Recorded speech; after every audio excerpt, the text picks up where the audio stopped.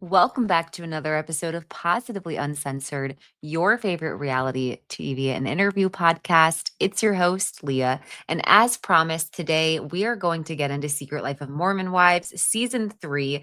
This will be a summary of the entire series. And at the end, I will also be showing you a couple of parts from Jessi's latest episode on the Viall files and just some general things that I took away from the episode.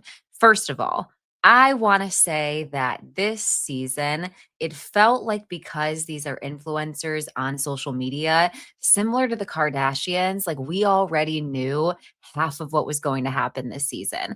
And it's interesting that we're at this point so early on. I remember early days of the Kardashians. Granted, this was just a different time altogether, but we were surprised every single week. Once they hit that point of wealth and unrelatability, and also that point where we just knew what was happening because we saw Kim's posts, we saw Kylie being photographed on the red carpets, we saw Courtney, we saw Chloe. That's sort of how Secret Lives of Mormon Wives is feeling. Now, let me know if I'm wrong, but I don't really see how they could get around that unless this show was on a Love Island release schedule and we were watching things come out like as they happen. So I don't necessarily know how to prevent that. And I'll admit there's a couple of things that we like peek behind the curtain for this season that we get some added context to. But the main thing this season that we're talking about is competition for Dancing with the Stars, Whitney returning to try to solidify herself a spot to compete for Dancing with the Stars. We're also talking about Demi still and Marciano, Jessi and Marciano, because the affair has come out, her kisses with Marciano. And we are learning more about Michaela and Jace's relationship and some struggles they're having in their marriage as it pertains to how Michaela's trauma has shown up. And all of this is just very heavy. Add in that we're also watching Taylor get cheated on yet again by Dakota.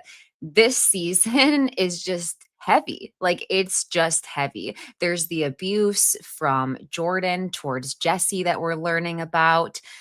There's discomfort at watching Michaela talk about something so vulnerable and so personal, and us having to watch her in therapy as we're learning that this is the first time that she's even told Jace who the individual was that was responsible for what they did to her as a child. Like it just feels inappropriate. Add on the fact that as viewers, we were told information that we're not able to forget. We know when they started dating, she was 15 years old, allegedly. I believe he was 21.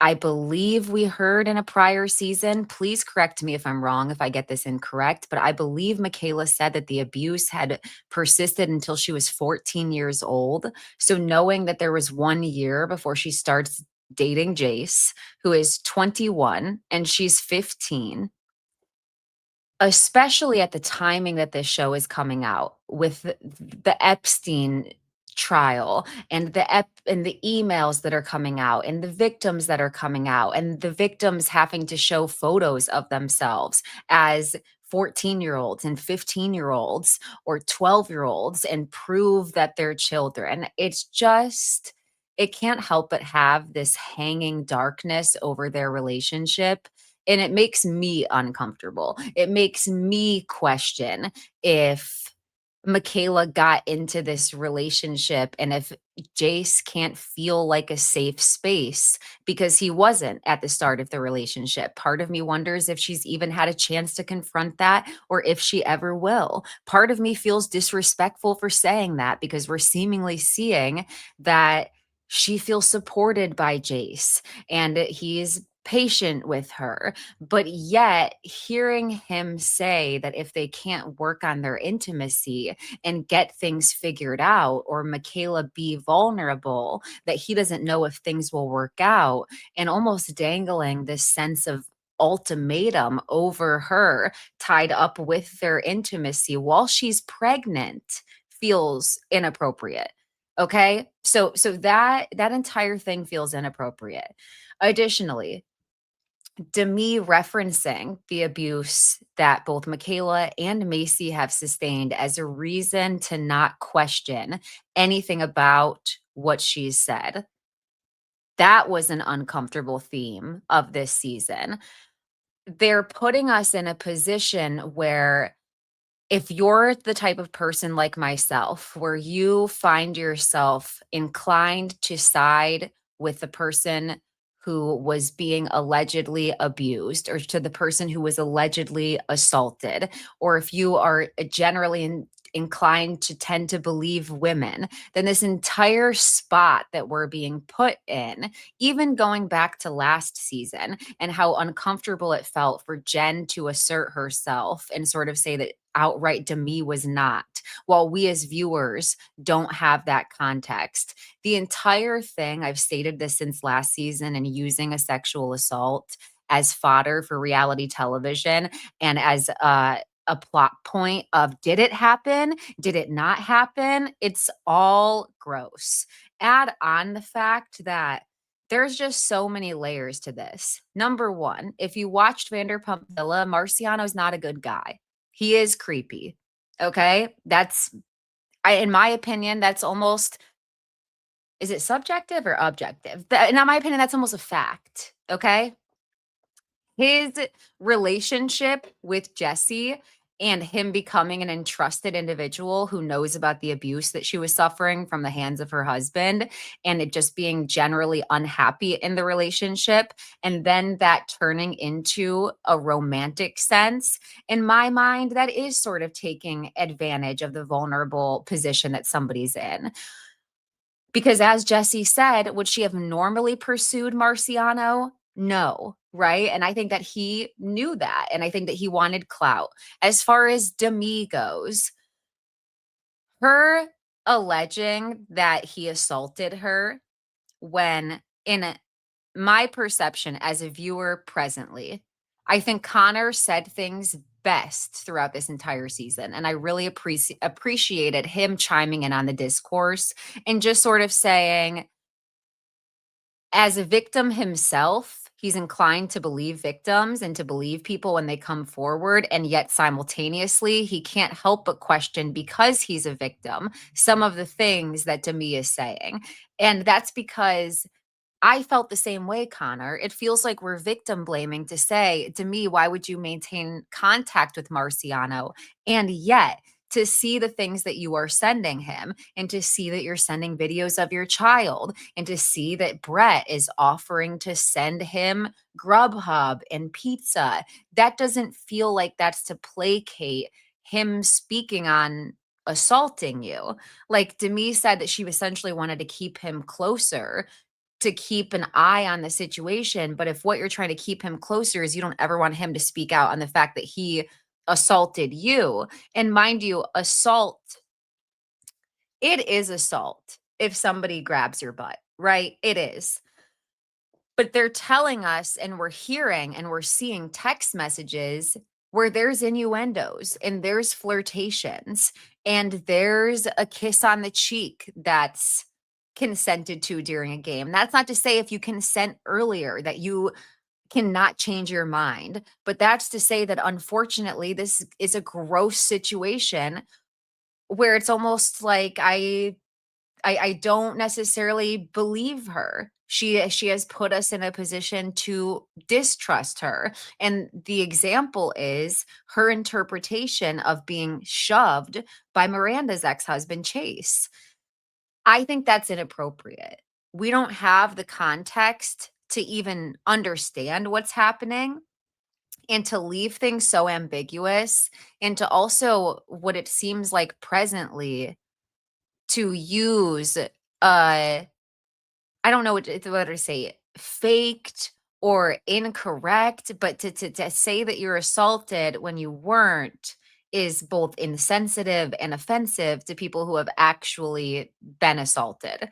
The other piece of that, because I'm trying to be nuanced, is when I said that Marciano was a similar person, I'm not one of the people that thinks it's okay Demi and Brett's relationship.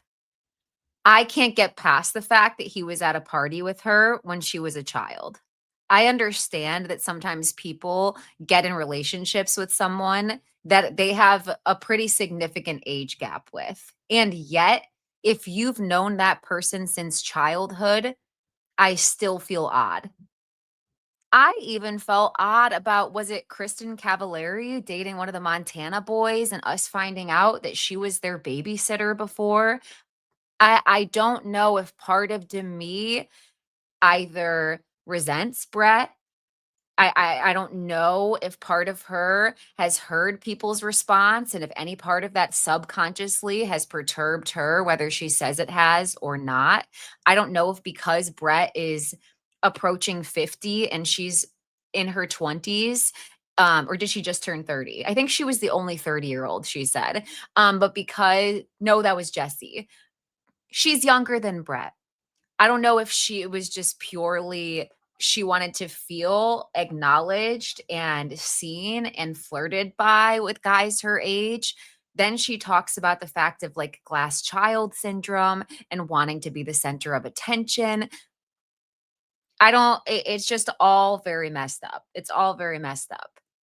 And then, as stated, there's the Jessi and Jordan of it all, and finding out that, and it's no shock to me if you've been listening to my podcast or if we follow similar people and you saw reality. Is it Reality with Allie or Reality Allie's video last year where she did a social media deep dive of all the Secret Life of Mormon Wives cast members and their husbands? Jordan was following Kyle Rittenhouse, Tucker Carlson, other alt-right accounts that were very concerning. So as far as him being abusive, those values don't exist in a vacuum. I knew that he would be. None of this information was shocking to me to come out. And at the end of all of it, even after this episode that I'm going to talk about at the end, where Jessi even reveals more abuse that we aren't aware of, we just see a moment of Jordan yelling at her, and we hear of him say, yeah, I've treated you like shit these last 6 months because I think you're not sorry. I think you're not sorry, and I think you're numb. And he was trying to get a response out of her. And I think that because of potentially Jordan's conditioning in the Mormon faith, Jessi growing up around it, um, whatever she has told herself as far as her value, being outside of a relationship, however, this cycle of abuse has altered her brain chemistry, that she can feel that she should push away from Jordan, and yet she feels the pull towards Jordan. I'm just feeling badly for her. Like, I'm feeling badly for her. I think that Zach, Jen's husband, in my personal opinion, I think that he's abusive, emotionally abusive. The things that he was saying to her. So for this entire season, it to be a question of, or Jessi taking on all this shame of her affair, right? And then to find out that it was really just 2 kisses that they had in an emotional affair. But also, Jordan has been abusive to her for years prior to this. This wasn't just an isolated incident or happened after the affair. Like, that's heavy. And you have all of the guys on Dad Talk attempting to vouch for Jordan to their wives whom don't know that Jordan's abusive yet. Why? Because they don't ask questions. Despite going to church together and filming the good old Dad Talk and whatever they do, sitting around and shooting the shit and complaining about their wives, they're not asking, how do you treat your wife? How do you love your wife?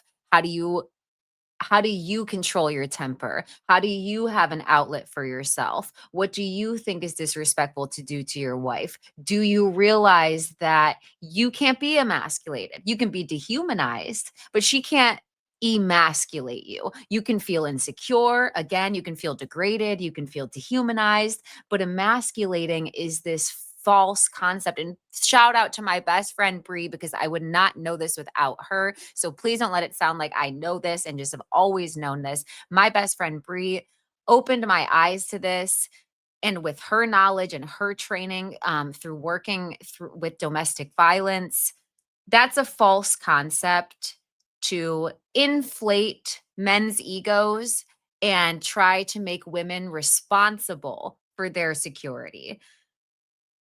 You don't hear a woman saying, I'm feeling fasculated. I'm feeling efasculated, effeminate because of you. You didn't walk in the door and tell me I'm beautiful. That's not a thing. That's not a thing. And we as viewers don't have all the context in the situation, but neither does everybody around them. And like, that's what happens when people are in abusive situations. They aren't always vocal about it, especially if they haven't made the decision if they're going to leave the person. So there's just a lot of missing context this season and a lot of heaviness. Lack of context, too much heaviness. What else happens this season? I swear there's something else. The competition for Dancing with the Stars. I already talked about how I liked Connor's response in all of this. Yeah, I think mostly it just felt like 8 episodes of things that were very heavy and potentially we shouldn't be privy to. Oh, yeah, but you know what? Going back to the men for a second, they don't know their friends. They know their friends centered around hobbies, but they don't know their friends. So them trying to stand there throughout the season and vouch for them, be like, and Macy's husband being like, no, like Jordan's a good guy. Like he's just going through a lot. That's not an excuse. That's not an excuse. And lastly, I have deep respect for therapists, for couples therapists, for advocates. And yet, with my education in therapy and with my experience in therapy, and from what my best friend taught me about her experience working for the domestic violence hotline, I think that in situations like this, I don't know that couples therapy is the best decision for them to just make this decision to work towards staying together. And I think especially because they're in Utah, I wonder if this therapist is a Mormon therapist that that Jordan found through the church. Yeah, I hope Jessi gets out of this relationship. And with that being said, let's look a little bit at the clips that she did from today, November 19th's new podcast. Actually don't think I asked the right questions because I jumped so quickly and I literally used it as a band-aid. So I wish I would have taken more time. For example, I left my husband in September and me and Jordan were married by March. So it was like so quick. I just used it as a band-aid, jumped right in, and I didn't even think. Like I was just like, I'm very impulsive. Like I opened my business on a whim, like I just said. Like I just do things. And I think in the last little bit, especially with my marriage, I've learned how to be less impulsive. And I've repeated these same mistakes a few times. What can I do differently? And I credit therapy to that. I've been in therapy since March for I go like 4 to 6 hours a week usually. There's been weeks I've missed because of busyness, but that's helped me so much, like find my voice and realize what I did wrong. And that's actually such a good question because I think I didn't ask the right questions. We have no. And so, with that being said, like was assuming that by the end of the episode, we were going to disclose that her and Jordan were getting separated and they weren't together. Um, but I'm not getting that sense by the end of the episode. And right before that, she talked about as well how initially Jordan was very complimentary of her success and her business. And she thought that just being so opposite to what she experienced with her ex husband was enough. Like, this is a nice guy. He's fun to be around. He's the life of the party. Everybody wants to talk to him and he wants to talk to everybody. And he thinks that I'm a badass for my job. In this next clip, Jessi is talking about how, again, in contrary to her last relationship, she thought initially that Jordan's emotional abuse wasn't as severe as what she was just experiencing and how that changes. To be honest, Jordan's in different ways, but like I had already dealt with worse. So Mhm. it was like, this is normal for marriage. It's just hard. And at least it's not as bad as my first one. Right. But then over time, it got to that point where it was as bad. Yeah. Like I just remember with Jordan, like the reason I left was because we'd been dealing with the affair for about 6 months behind closed. And this is surprising as well because I don't believe that it was conveyed on camera that Jordan had known about the affair and had 6 months to calm down about it, to process it, to treat her better. Like, I didn't get that sense. I thought he was finding out about it live on the show. Stores. No one knew. And then Layla found out and then it came out, right? But during that 6 months, it got worse than it ever had. He was like blackmailing me. He was like threatening to like send my texts out to Marciano to the world. And like anytime I did anything he didn't agree with, or he like, he had it on his TikTok drafts and he was like, I'm gonna post it. Like, And because TikTok is her job and part of how she's so successful, mom talk, and how she gets brand deals and opportunities, he knew what that would do. He knew what that would do. like it was so toxic. And I remember the day I left him, it got to a point where like he was recording me and he's like taunting me and I was chasing him around the house. We were just screaming at each other. It was so bad. And looking back now and saying that, I'm like, that is so crazy to admit. But it got to that point where I was like, I can't do this. What the hell am I doing? And Yeah. that's And I'm just going to tell you, I'm going to be the friend that's always going to say, leave him. I'm sorry. At the end of the day, I respect the fact that everybody needs to make their own decisions, but leave him. No, no, absolutely not. And in this next clip, she's talking about how she was feeling in her relationship before sort of getting sucked into or moved by Marciano. I was just in a dark place. And I did it. I kissed him. We kissed 2 times, that's it. And then we were texting for a couple weeks. And for me, it felt like an out of body experience. Like whenever I was talking to him, I felt like I wasn't in my body. I was just like using it as a release and like a distraction. And I was so unhappy that I was just like, it was almost a cry for help of like, maybe this can get me out of what I'm in. Not that I Mhm. Mhm. Because knowing Jordan and his thoughts surrounding emasculating, also toxic men who are a part of the manosphere, especially, they truly believe that the worst thing that could ever be done to them is to be cheated on, while a woman thinks the worst thing that could be ever done to her is to be abused or to be killed. and not that I did it on purpose, but like it was subconscious, like, this is the only way I could be free. Like, I just remember thinking that like something really crazy has to happen because Wow. I've threatened divorce so many times to Jordan before the affair and it was never taken seriously. I never followed through because I was scared. But it was almost like in my head, I was like, if I do this, like maybe I can get out. Wow. And that's why I can't be rooting for her to stay in this relationship. Regardless of working it out with a therapist. I don't think that Jordan's capable of that. I think it's pretty telling that she's tried to get a divorce multiple times. I'm curious what she means by scared, scared of how he'll financially try to take half of her businesses. Did they get a prenup? She also discloses in this interview that her family is part founders of the town of Draper, which I believe is in Utah, Draper, Utah. So that's part of why she's going by that last name. She does not really speak to um, how they are now or also the news about her son's last name. None of that is talked about. At one point in the interview, Natalie clarifies, which you'll hear her say in just a second, but that the kids never saw what was going on between Jessi and Jordan. And Jessi's response to that, I'll just let her say it. Or did anything in front of your children? No, he did. Like, he that's did. the thing is like, it got to a point, and that's another reason the glass shattered for me is my kids were starting to notice. Like, Yeah. my daughter would say things like, stop, stop. And she's 2. And like Jagger, my 5-year-old, like really started to notice. And that's And where she's going with this is whether or not Jordan cared that his children saw. when I was like, oh my gosh, like this can't continue.